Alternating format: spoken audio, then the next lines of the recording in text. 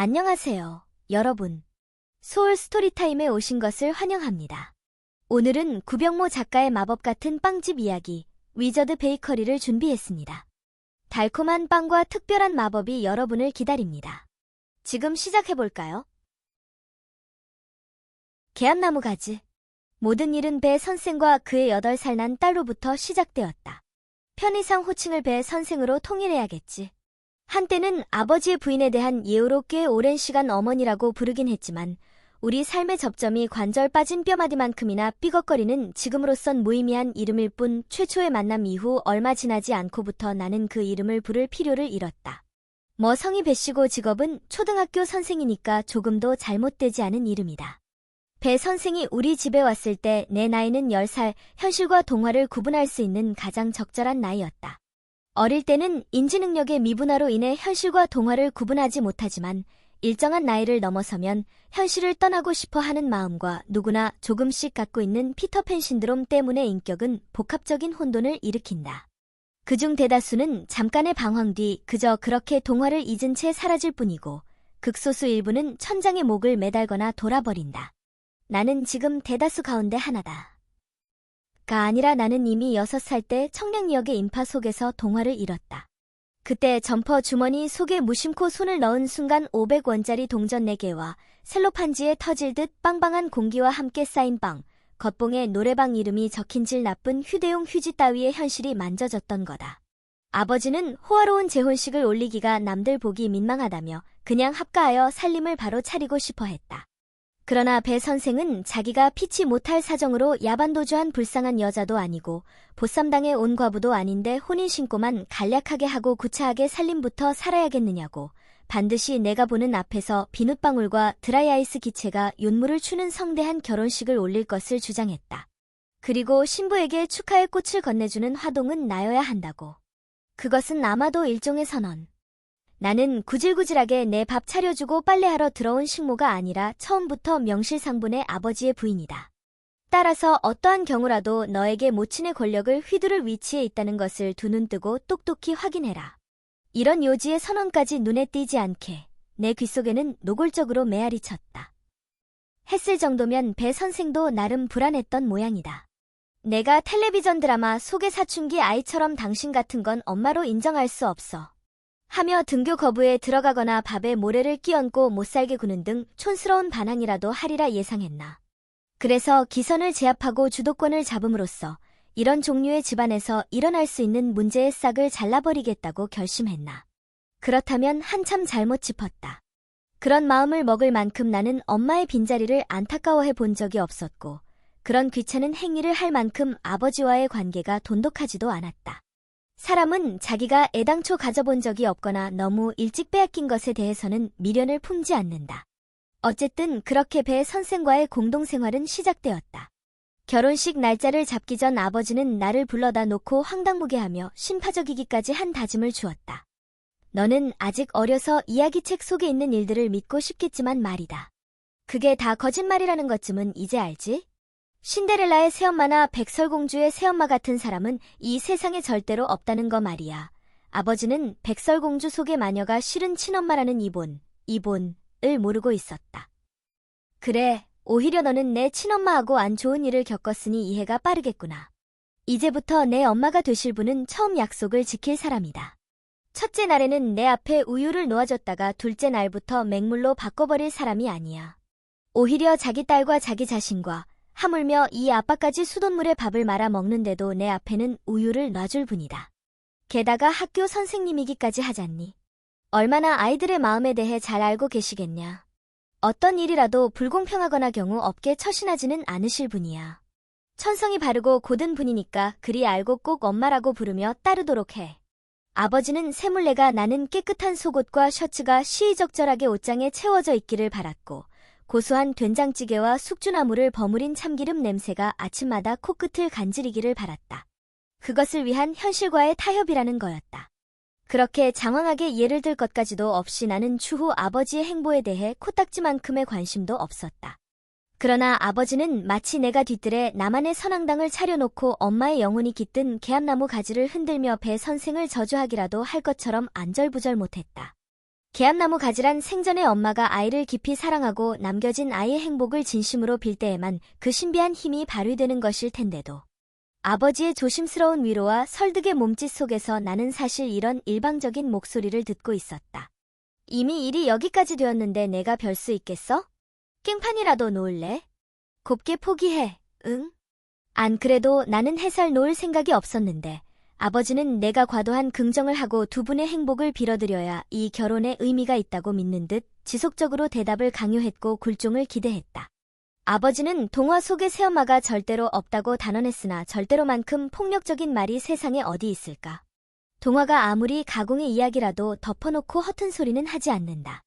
시대와 문물이 변한데도 사람의 속성에 그리 극적인 변화는 일어나지 않는다. 배 선생도 처음에는 웬만한 새어머니들이 밟는 절차대로 플레이스테이션 같은 환심 살만한 선물을 내게 갖다 안겼다. 첫 만남에서 그녀는 옆에 당시 2살 난 딸의 손을 붙잡고 왔다. 이제 막 걸음마를 마치고 뛰어다니기 시작한 아이였다. 그 애와 내가 눈이 마주칠락 말락한 순간 그녀는 딸의 어깨를 자기 허벅지 쪽으로 감싸듯이 꼭 끌어당겼다. 그리고 딸은 나를 올려다보며 두려운 듯 어깨를 움츠렸다. 그 애가 나를 꺼려서 어깨를 움츠리고 그걸 본 배 선생이 자기 몸에 끌어당겨 붙여서 안심을 시켜준 것인지 배 선생이 끌어당겼기 때문에 거기에 반사작용이나 호응이라도 하듯 아이가 어깨를 움츠림으로써 뒤늦게 나를 꺼리는 감정이 든 것인지 앞뒤 관계를 도무지 알 수 없었다. 미묘한 순간의 차이였기 때문에 나도 미처 알아차리지 못하고 지나갔다. 뒤이어 바로 배 선생이 내민 플레이스테이션 박스 때문에 잊어버렸는지도 모른다. 이른바 영역 싸움을 하지 않으면 우리의 동거 생활은 성공적일 터였다. 서로 꼭 필요한 만큼만 관심을 갖고 1년에 수차례 반복되는 집안 어른들의 생일이나 제사, 명절 등의 가족 의례를 형식적으로나마 마찰 없이 치르고 서로의 역할이나 의무를 다하는 모습을 남들에게 전시하면 그만이었다. 내게 있어서는 한마디로 시한부 역할놀이. 애둘러 말할 것 없이 그저 가만히 있으면 중간은 간다는 생각이었고 굳이 평범한 다른 집 10살짜리들처럼 응석을 부리거나 하여 곁을 준다는 느낌을 갖게 하고 싶지는 않았다. 딱히 별다른 방어 기제가 작동한 것도 아니었는데. 이 경우도 배 선생이 처음 만나는 순간부터 무언의 기선 제압 의욕을 보여서 내가 마음을 열지 않은 것인지 내가 처음부터 배 선생을 소 닭보듯 하여 그녀로 하여금 반감을 갖게 한 것인지는 역시 알 수 없었다. 각자가 들이마실 공기의 부피를 침범하지 않기. 나는 잠잘 곳과 먹을 음식이라는 최소한의 의식주 문제를 해결함으로써 안정적인 미래로의 발판을 제공받고 배 선생은 남편을 갖게 되어 자신의 딸과 함께 사회적으로나 법적으로 여러 가지 보호 및 보장을 받는 일, 지나치게 팽팽하지도 하염없이 느슨하지도 않은 적당한 긴장감. 그런 테두리나 조건 안에서 우리는 우리일 수 있었다. 그때까지는 어느 날 무희에게 그런 일이 생기기 전까지는 플레이스테이션 박스로부터 6년이 지난 이 무렵 배 선생은 나를 볼 때마다 불쾌감을 굳이 숨기지 않았다. 이유는 어렴풋이 짐작됐다. 화재나 교통사고도 아니고 사람의 감정적 결과를 가져오는 원인이 꼭 한 가지일 수만은 없다. 그래도 그중 분명한 것 한 가지는 아버지의 시선 처리에 있었다. 아버지는 나뿐 아니라 가족 누구라도 살갑게 돌아보는 법이 없는 타고난 가부장제의 구현자였다. 비교적 잘나가는 캐릭터 완구 회사에서 영업부장직을 맡았으나 주요 고객인 어린이와 그 부모들에게 보여주는 재기발랄하고 노련한 모습과는 달리 집에서 보이는 모습은 글쎄 알록달록하고 아기자기한 캐릭터들과는 거리가 멀었다. 이른 출근과 늦은 퇴근으로 가정경제에 복무할 뿐 특별한 취미나 특기 내지는 관심사가 없었다.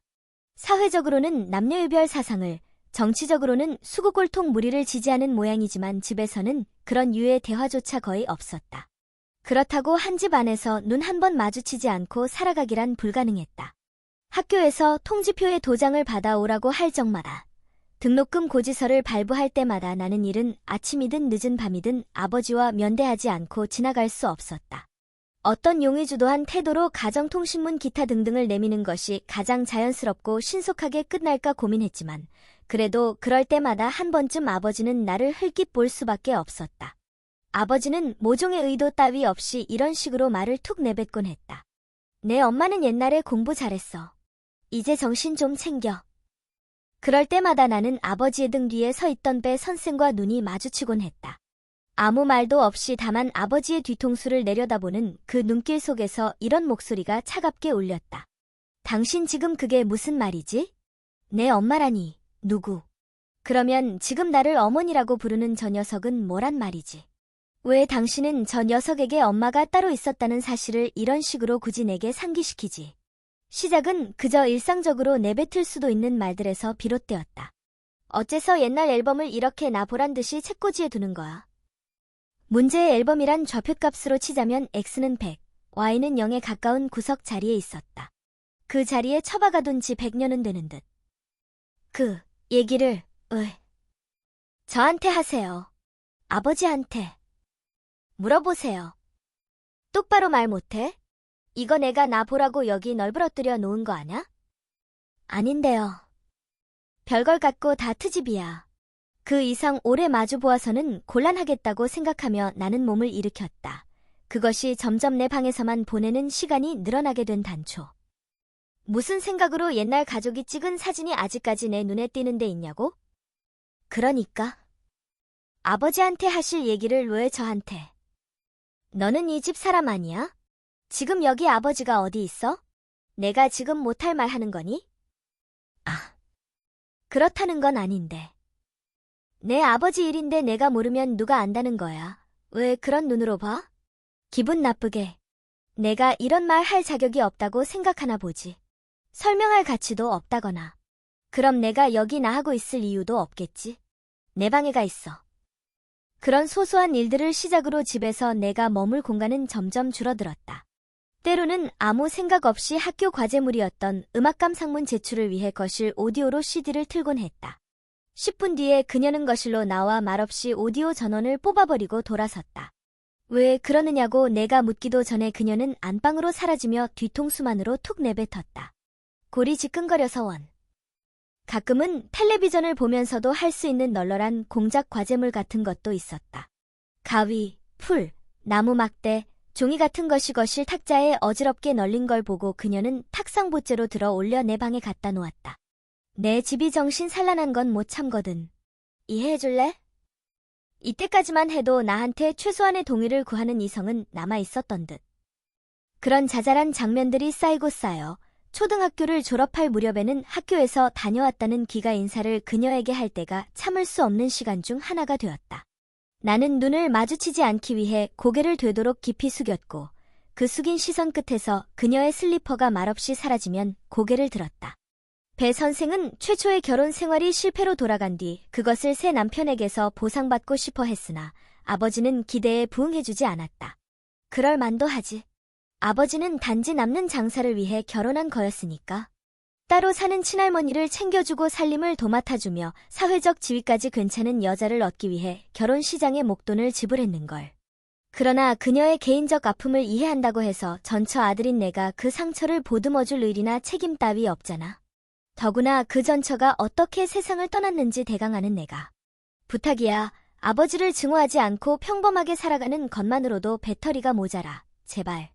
나는 언젠가 스스로를 감당할 수 있을 만큼 무언가를 두 손에 쥐게 되면 그대로 떠나버릴 사람이야. 그때까지만 나를 참아주면 안 될까, 당신. 그냥 좀 무거운 공기가 옆에 있다고 생각해주면 안 될까. 당신이 필사적으로 그리고 싶었던 가족 사진, 그것이 영원한 화석이 될 때까지 거기서 나 좀 빼주면 안 될까. 가령 이런 장면. 30명 안팎의 친척들이 모여 차례를 모시던 어느 명절날. 1년에 몇 번 보는 친척들 가운데에는 지난번에 각자의 본가 일로 빠지거나 하여 몇 년 만에 보는 오촌 당숙도 있다. 그런 당숙이 날 보고는 이게 누군가? 하다가 어깨를 탁 치며 말하는 것이다. 너구나 천재 소년. 얘 아주 어릴 적에 우리가 천재라고 그랬잖아. 2살 때 한글을 줄줄 읽고 손가락에 힘도 없는 게 4살 때부터 그림일기를 써서 어른들이 다 뒤집어졌잖아. 그랬지? 아주 가끔 보는 형식상 친척은 그런 어릴 적 얘기밖에 할 줄 모른다. 그러자 어른들은 와르르 웃으며 아기적에 천재 아닌 사람이 어디 있냐. 누구는 3살 때 구구단을 외워서 천재인 줄 알았는데 지금은 반에서 10등도 못한다더라. 우리 큰애도 2살 때 나라별로 국기와 수도를 다 외웠는데 지금은. 운운하다가 조카 며느님 생각은 어떠시냐고 배 선생에게도 의견을 구한다. 그러자 그녀는 말한다. 글쎄요. 어릴 적에 그런 게 다 무슨 소용이겠어요. 설령 소용이 있어서 지금 재능이 두드러진다 쳐도 무희한테는 어른 되기 전에 절대로 영재교육 같은 튀는 일 따위는 시키지 않으려고 해요. 우리나라 교육 환경상 그런 일은 아예 장래를 오히려 망치는 수가 있지요. 나쁜 길에도 빠져들기 쉽고 상업적으로 이용당하다가 결국은 도태되기 십상이고 본인이 얼마나 잘났는지는 모르지만 어른이 되어봐야 아는 일이지요. 그래서 내키지 않아요. 무희만큼은요. 술잔 채우는 소리에 배 선생의 의견은 사람들의 기억에서 금방 잊혔지만 당신 딸 무희만큼은 그렇게 두지 않겠다고 2번 강조한 점이나 나를 보는 대신 식탁 위에 구운 조기 누나를 내려다보면서 얘기한 것이나 얼마나 잘났는지 모르겠다는 본인이 정확히 누구를 가리키는지 알 수 없다는 점에서 나인지 또는 언론에서 부풀리는 천재들인지 이 정도면 거의 나올 말 다 나온 것 아닌가 싶다. 참고로 당시 나는 몇몇 글 관련 그것도 교내 대회에서 작은 상을 받았을 뿐 지극히 평범한 학교 생활을 하고 있었다는 점을 생각해 볼 때 배 선생은 누구도 묻지 않은 영재교육 운운함으로써 이미 감정의 과잉을 스스로 폭로한 셈이었다. 사실은 어느 눈치 없고 철딱선이 없는 친척이 모두에게 들리지는 않았지만 그림일기와 구구단 사이의 얘가 제 엄마 닮아서 그렇게 글재주가 좋잖아. 소리를 한 것이 좀 더 직접적인 화근이었을 터다. 그 친척은 물론 나와 엄마 사이에 벌어진 문제의 청량리역 사건을 모르고 있었다. 배 선생이 내게 사소한 장면들을 하나하나 얹어주어 무게감과 압박감을 키운 것 못지않게 그녀 자신에게도 누적되는 고통들이 있었으리라는 짐작은 쉽게 갔다. 따로따로 떼어놓고 보면 아무것도 아닌 일들, 그러나 마치 원소들이 모여 분자를 이루는 것처럼. 그렇지만 그게 내 탓은 아니잖아. 나는 단지 거기 존재했을 뿐인데. 배 선생의 요구사항은 점점 가짓수가 늘어났다. 다 큰 게 언제까지 내게 빨래를 맡길 작정이지? 아직까지 세탁기 사용법도 제대로 모른다니 내 아버지란 분도 알만하구나. 이리 와서 잘 봐둬라. 그리고 내 옷 정도는 스스로 빨아. 빨래판에 대고 문지르란 것도 아니고 세탁기가 다 알아서 해주잖아. 그런 것까지 내가 해줘야 하니? 돌리고 널고 말리기만 하면 되는데.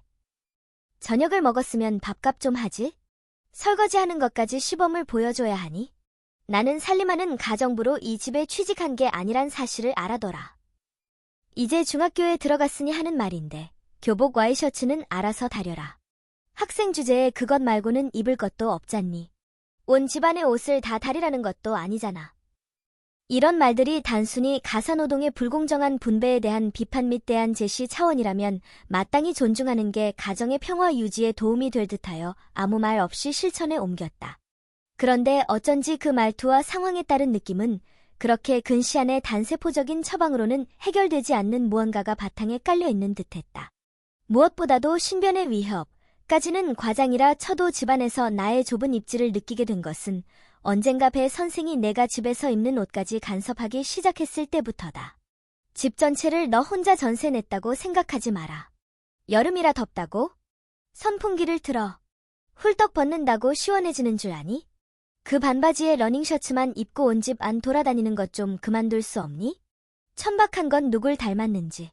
반팔 셔츠가 없어? 실내용 슬리퍼가 있는데 왜 안 신고 맨발로 휘젓고 다니는 거야? 내 방 안에서 얼마든지 그러고 돌아다녀도 내 방 밖에서는 그러지 말아줬으면 좋겠구나. 이 집은 너만 사는 데가 아니라 내 공간이기도 해 지킬 예의는 지키란 말이야. 공간 확보에 대한 배 선생의 욕망은 점차 구체적으로 나타났다.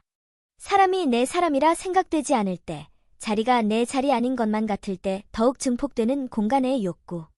배 선생의 과장된 손짓 한 번, 누추한 몸짓 한 번마다 여긴 내 집이고 여기 안주인은 나야 라는 비명이 들려왔다.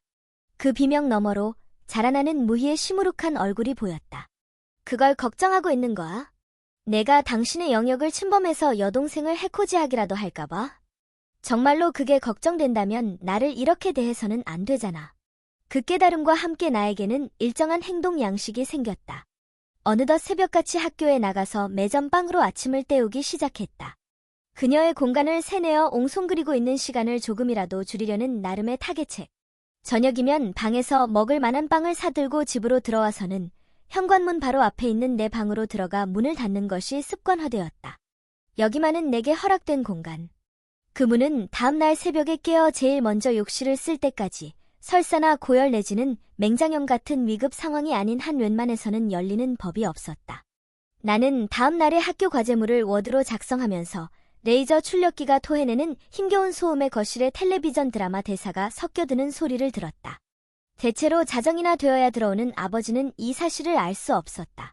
자정 직전쯤 나는 방에 불을 꺼버리고 이불 속으로 기어 들어갔고 현관문 열리는 소리와 함께 이놈 시끼는 아버지 오는데 내다보지도 않고 첫날 만날 처자빠져 자느냐는 아버지의 불만스러운 목소리를 들으며 눈을 감았다. 아버지, 그건 아세요? 당신의 부인이 당신을 맞이하기 위해 현관문에 내가 나란히 서는 것조차 싫어한다는 걸, 어쩌다 천년 만에 가족끼리 밥상을 함께하는 날이면 국그릇을 올려놓다 내 손과 닿는 것조차 벌레 보듯 한다는 걸, 그 몇 번 안 되는 참을 수 없이 단란한 식탁에서 나는 식탁보의 사방연 송문희의 시선을 의지하고 있었다는 걸. 입학하자마자 나는 담임뿐 아니라 교무실 전체에서 얘깃거리가 되어 있었다. 이번에 1학년계 초등학교 졸업할 무렵부터 그 모양이 됐다고 그러네. 그거 쇼하는 거 아냐? 책은 제대로 읽던 거려. 그게 글자만 없으면 그렇다는 거야. 나도 부담스러워서 걔한테는 말을 안 시키게 되더라고. 뭐 성적도 앞에서 세나 뒤에서 세나 그저 그렇고 말 못하는 거 빼면 별 문제 없어요. 같이 다니는 애도 하나 없는 것 같던데. 누구하고 꼭 같이 다녀야만 하는 건 아니죠. 왕따나 안 당하나 그런 거만 좀 체크하고 신경 쓸 거 없지 않나? 담임에게 한 번 전해진 얘기는 거미줄처럼 사방으로 뻗어나갔고 학생 신상 정보에 자연스럽게 기록으로 남았으며 나는 정신치료가 요망되는 적당히 불쌍한 아이가 되었다. 이런 쑥덕거림이 들려오다 어느 날은 상담실 담당인 국어 선생의 특별한 배려로 방과 후 개인 면담까지 진행됐다. 자꾸 나더러 마음을 열란다. 이유를 알면 극복할 수 있을 거란다. 그러나 그걸 누구에게 말할 수 있겠어. 가재는 개편 당신들과 똑같은 일을 하는 유능한 선생님이 있어요. 내 아버지의 아내이기도 하지요. 나는 단지 이 자리에 있었을 뿐인데 내가 원해서 내 아버지의 아들로 태어난 것도 아닌데 그 선생님에게는 그 모든 것이 문제고 건수예요. 상담이 필요한 건 내가 아니라 그 선생님이에요 라고? 생각만으로도 구차한 데다 몇 달이 건너 호환마저 뒤따를 법한 이야기. 이유를 안다고 해서 상황이 달라질 일도 아니고 남은 거라곤 원인이나 치유의 희망이 아니라 피투된 현상뿐. 그저 혓바닥과 입천장의 불필요한 마찰을 통제할 수 없는 현상. 점점 말하기를 피하는 나, 점점 말을 잃어가는 나. 무익한 상담을 마치고 나니 온몸이 전력 질주를 한 것처럼 젖산이 분비되고 피곤해졌다. 교실로 돌아와 넥타이를 느슨하게 풀었다. 대체 요즘 세상에 촌스럽게 학교 상담실로 들어가 상담받는 고 일이 어디 있어. 임금님 귀는 당나귀 귀, 차라리 인터넷 고민방에 익명으로 글을 올리는 게 훨씬 유익한 조언을 많이 건질 수 있을걸. 아니 꼭 그렇지만도 않겠다. 집에서 도망 나오고 싶어요. 죽어버리고 싶어요. 같은 제목을 단 엇비슷한 게시물에는 대개 천편일률적인 댓글이 붙으니까. 터진 입 깎고 뭐해? 아버지한테 말 못해? 저 여자가 나 괴롭힌다. 못살게 군다. 왜 말 못해? 위에 생각 없는 초딩시키 보셈. 내가 그 상황 되어는 봤냐? 그 고백 한마디에 얼마나 많은 역학관계가 걸려있는지 알기는 하냐? 겪어보지 못한 것들은 KIN. 나는 반대 경우긴 한데 엄마한테 다 꼬질렀거든. 우리 엄마 내 맞박 깨진 거 보고도 양쪽 말 다 못 믿겠다고 하더라. 그럴 때 얼마나 죽고 싶은지 저 위에 놈 내가 알아? 치사하고 더러워서 그 인간 돈으로 열반을 꿰맨 거 도로 잡아 뜯어버리고 싶은 마음을 알아. 몇 차례의 설왕설래가 있으나 결론은 경제적으로 그럭저럭 혜택을 누리는 중산층 집안의 자식들이 하는 일이 대개 그렇듯이 현실적이고도 건조한 이야기로 중지가 모아진다. 본전 못 찾을 짓 말고 다 잊어버려. 그냥 눈 딱 감고 더러운 꼴 몇 년만 참아. 대학 가서 기숙사로 들어가 버리거나 일자리 구하고 나면 누가 말려. 지금은 힘이 없잖아. 우리 시대의 돈 없이는 아무것도 할 수 없다는 거 알잖아. 그래, 얼마 남지 않았어. 길어야 2년. 내가 두렵고 불편했던 것은 배 선생이 대놓고 내 머리를 욕조 속에 처박는 게 아니라 지능적으로 피를 말리기 때문이었다. 인정받는 학교 선생다운 효율적이고 경제적인 태도로 말이다. 최소의 행동으로 가능한 한 많은 충격을 주기. 겉으로는 보랏빛 멍조차 보이지 않으나 실은 심각한 내상을 안겨주기. 텔레비전 주말 드라마를 보면서 사람들은 외로워도 슬퍼도 울지 않고 참고 또 참는 캔디형 주인공을 보고 말한다. 저 병신 천치 같은 것, 왜 저러고 당하고 살아? 다 일러 바치고 확 나와 버리면 되잖아. 그러나 그리 말하는 이들도 실은 알 거다. 이상과 철저히 거리를 둔 현실을 호락호락하지 않은 세상이 주는 무게와 목적을 이루기 위해 어쩔 수 없이 필요한 최소한의 금전적인 지원을 원하는 것을 얻기 위해 조금은 감수해야 할 여러 유형의 폭력이 있다는 체념적인 단정. 일단 닥치고 집을 나와 청소년 쉼터에서 미래를 준비하는 아이들은 아마도 생명의 위협에 가까운 폭력을 피해 도망쳤거나 견뎌본들 나중에라도 얻을 것 없는 가난한 집에 미련을 버렸거나 둘 중에 하나이라는 폭 좁은 편견. 기타 강간이나 임신 절도 등의 문제는 가난과 폭력의 별책 부록 같은 것이라고. 영악한 건지 고지식한 건지 대학에 가면 당면한 문제 가운데 최소한 몇 가지는 해결된다는 전통적이고 막연한 중류 계층의 믿음. 남들이 밟은 대로 따라가는 길, 그리로 가려면 물질적인 조건은 가능한 한 충족될수록 유리하다. 그 길을 벗어난다는 것 자체가 배 선생이 비치는 적의 앞에 무릎 꿇는 셈이라 싫기도 하고. 그런 앞일을 고려해가며 행동의 폭을 결정하는 나는 머저리라기보다는 오히려 계산적이다. 언제가 됐든 떠나기 위한 계산기만 두드리고 있는 나. 그런데 가감승제 부호 중 무엇을 잘못 눌렀는지 계산이 어그러졌다. 어디서부터였을까? 다갈색 핏자국이었다. 세탁기를 돌리려는데 내 빨랫감 속에 잘못 섞여 들어온 무희의 속옷이 보였다. 핏자국이 점점이 남은 자리는 그대로 말라 늦봄 바닥에 떨어져 밟힌 목련꽃의 잔해를 떠올리게 했다. 손에서 빨래 바구니가 미끄러졌고 옷들이 모두 다용도실 바닥에 흩어졌다. 그때 저녁을 준비하러 안방에서 나온 배 선생과 눈이 마주쳤다. 그녀는 잠깐 무슨 일인지 파악하려는 듯 나를 위아래로 훑어보다가 바닥에서 딸의 속옷을 낚아채듯이 건져냈다. 그날 밤 내 방의 어둠 속에서 듣고 싶지 않고 모르는 척하려 했으나 mp3 이어폰을 꽂은 귀 속에 폭력적으로 스며드는 대화들. 아이를 체근하는 엄마의 목소리. 학교에서 그런 거야? 아니면 영어 학원이야? 내 또래야? 아니면 좀 더 나이가 있어? 어른이야. 폭주하는 질문의 양의 아이는 매끄럽게 정보를 처리하지 못하고 사뭇 동문서답을 한다. 아버지의 목소리가 들린다. 아이를 그렇게 몰아세우면 누가 차근차근 대답할 수 있겠어. 좀 진정하고 얘기를 들어봐야. 당신은 가만히 있어요. 곧이어 고성방가와 함께 몇몇 파열음이 뒤섞인 어른들의 싸움으로 번진다. 그 와중에 어찌어찌 필요한 대답을 최소한으로 뽑아내기는 한 모양이다. 다음 날 전치 사주병원 진단서를 끄는 배 선생이 무희가 다니는 영어 학원으로 쳐들어간 걸 보면 엄마의 집요한 질문에 시달리던 무희가 마침내 범인으로 지목한 초등부 회화 강사는 공교롭게도 이미 그전에 비슷한 혐의를 받은 전력이 있는 사람이었다. 그것이 다만 오해였는지 실형을 살고 나왔는지 합의금을 주고 유야무야했는지까지는 몰라도 학원을 옮긴 이유가 되었음은 분명했다. 내역을 까보니 학원 개원 시 돌린 광고지에 나온 양력도 위조한 것이었다.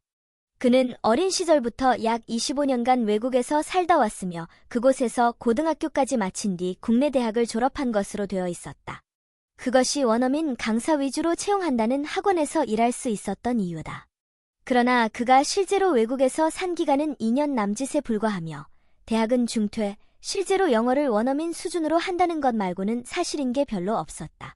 학원장은 흉흉한 소문과 함께 수강생이 대폭 줄어들 것을 염려하여 배 선생에게 1,000만 원을 보상금으로 제시했다. 좀 신중하게 하시면 안 될까요? 저희도 그런 사실 알고 채용한 게 아니잖아요.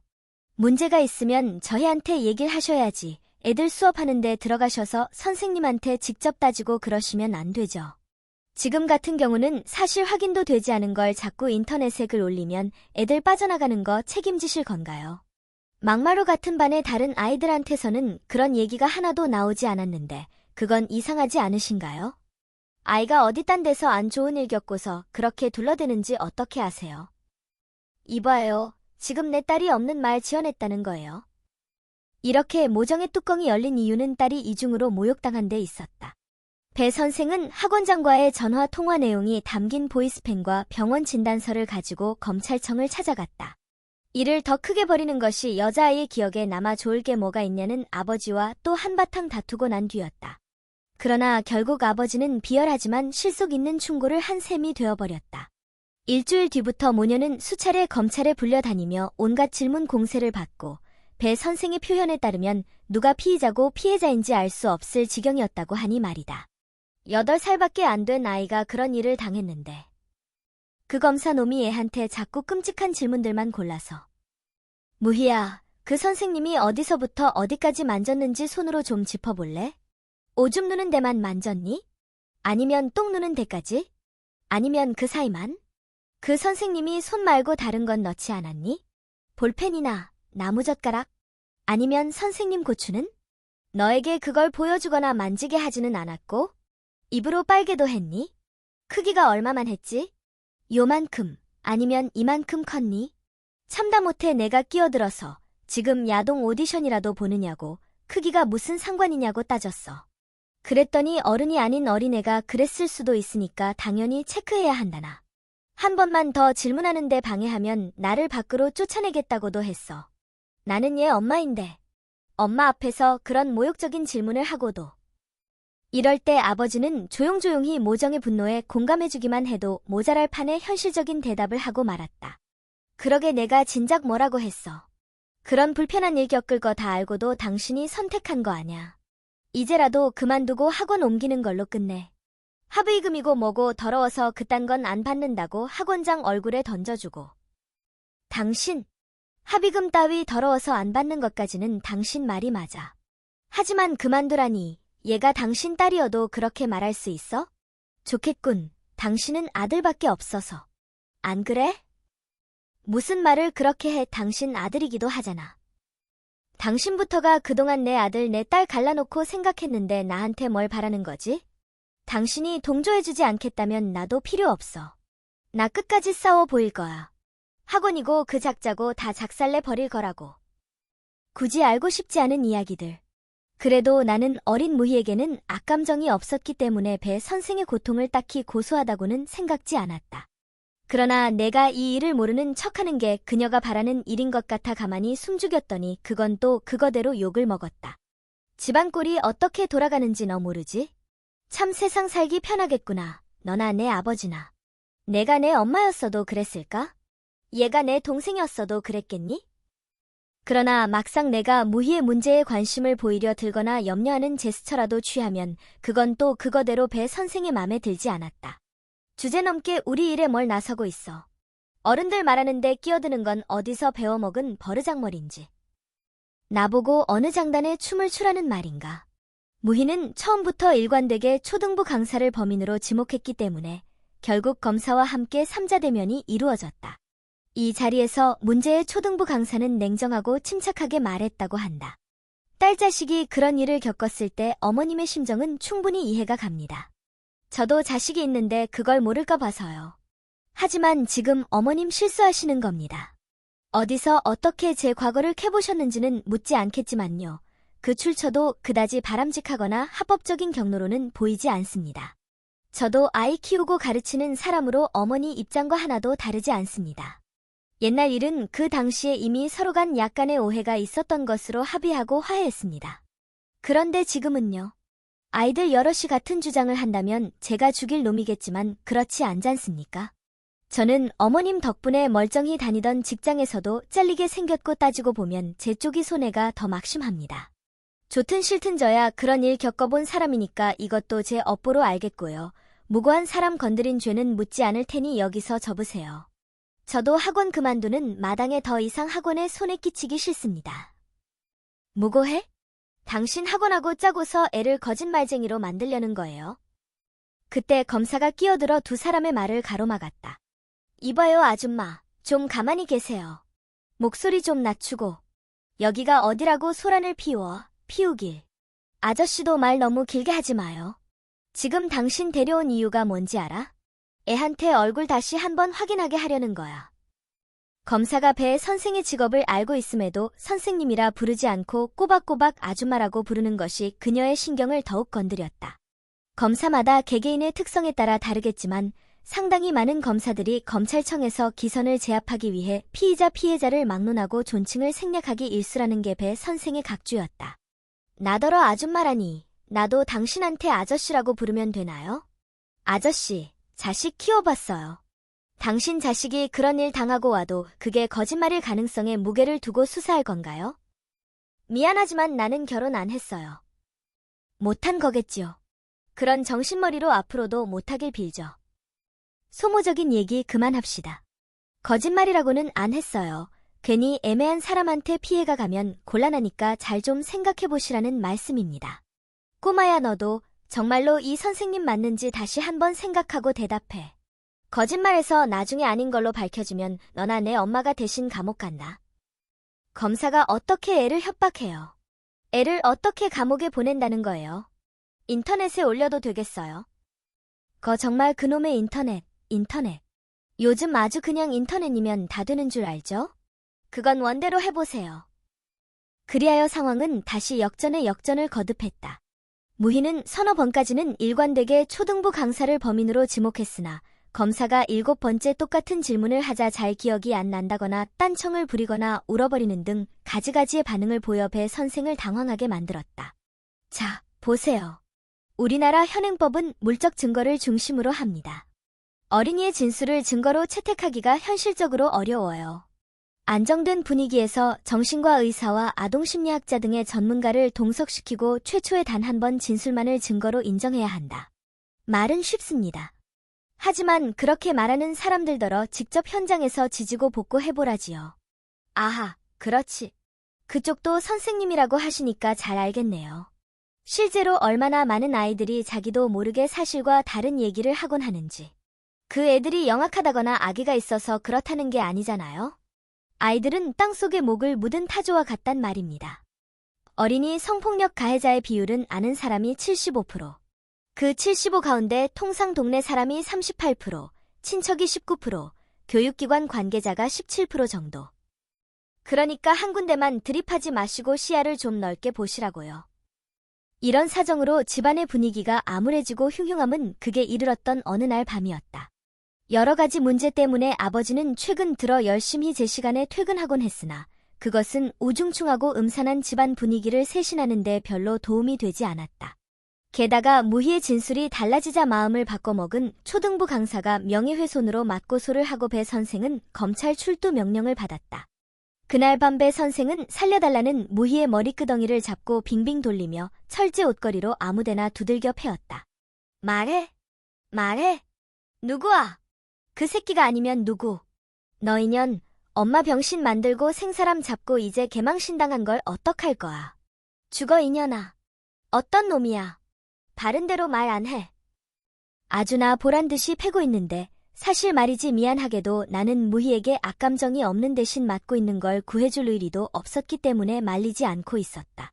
나서 보았자 어떤 트집거리와 함께 내쳐지고 무희의 비명만 더욱 높아질 것인지를 그동안의 경험으로 잘 알고 있었기 때문이다.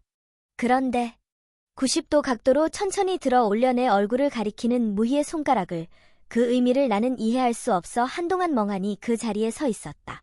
슬로모션처럼 배 선생의 마른 손바닥이 내 광대뼈를 핥히고 이어서 멱살이 잡힌 채 벽으로 밀어붙여져 뒷머리를 찧었을 때에야 나는 내가 무슨 일을 당하는지 깨닫고 있었다. 벽에 부딪힌 머릿속에서 툭 하고 실핏줄이 끊어지는 소리와 함께 시큰하고 따뜻한 느낌이 퍼져나갔다. 아니에요. 아냐. 내가 이런 외침이 항변이 목구멍 밖으로 터져 나왔는지 어땠는지 알 수 없었다. 바로 이어서 무수히 내 머리를 후려치는 주먹이, 손바닥이 감각과 인식을 방해했다. 나는 이제 키가 아버지의 어깨만큼이나 컸고 서서 버틸 만큼의 힘이 있었지만 그 이상으로 상대에게 반격을 가할 수조차도 있었지만 그렇게 하지 않았다. 아버지가 이쪽을 보고 있었다. 적어도 아버지의 부인을 그렇게 할 수는 없었다. 주먹이 떨어지는 압력을 조금 덜기 위해서까지는 아니지만 어쩌다 보니 그 자리에 무릎을 꿇고 엎드리게끔 되었다. 목덜미로, 등으로 슬리퍼 신은 발이 쏟아졌다. 입가에서 턱까지 뜨거운 물기를 한 줄기 느끼며 나는 고개를 들어 아버지를 바라보았다. 아버지의 얼굴은 무희의 말을 딱히 믿는 것처럼 보이지는 않았으나 그렇다고 해서 나를 감쌀 만큼 자애와 이성에 가득 차 있지도 않았다. 전체적으로는 모호함으로 넘쳐 있었다. 나 아닌 거 알죠?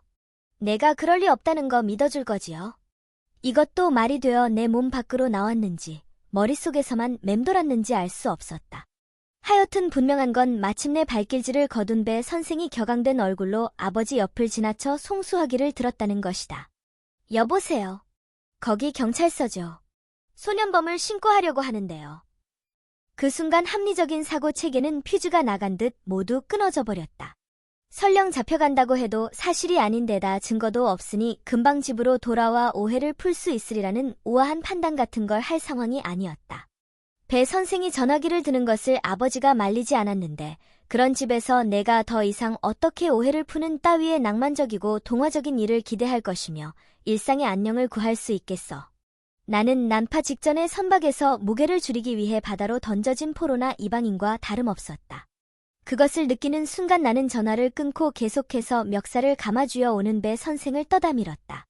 넘어지는 배 선생의 등에 밀린 아버지까지 같이 쓰러졌다. 뒤집힌 거북같이 포개진 채 버둥거리는 두 사람을 뒤로하고 현관문을 열었다. 뛰쳐나가기 직전에 아직도 코피를 흘리며 방문 앞에 쭈뼛거리고 서 있는 무희와 눈이 살짝 마주친 것 같았다. 여유를 부릴 시간은 없었지만 적어도 내 잘못은 아니라고 살짝 고개를 끄덕여줄 수는 있었다. 그 애가 고통스러운 순간을 벗어나고 싶은 마음에 순간적으로 곁에 있는 아무나인 나를 지목했을 뿐이라는 사실을 묻지 않아도 알 수 있었다. 그 애는 단지 타조처럼 흙 속에 머리를 파묻고 몸통이 보이지 않으리라고 착각한 것뿐이야. 배 선생이 저놈 잡으라고 악을 쓰고 아버지가 부스럭거리며 몸을 일으키는 소리가 등 뒤에서 들려왔다. 그들이 쫓아온다. 위저드 베이커리와 함께 해주셔서 감사합니다. 마음에 드셨다면 좋아요와 구독 부탁드립니다. 새로운 이야기는 매주 월요일, 수요일, 목요일, 토요일에 찾아옵니다. 다음 이야기로 다시 만나요. 안녕히 계세요.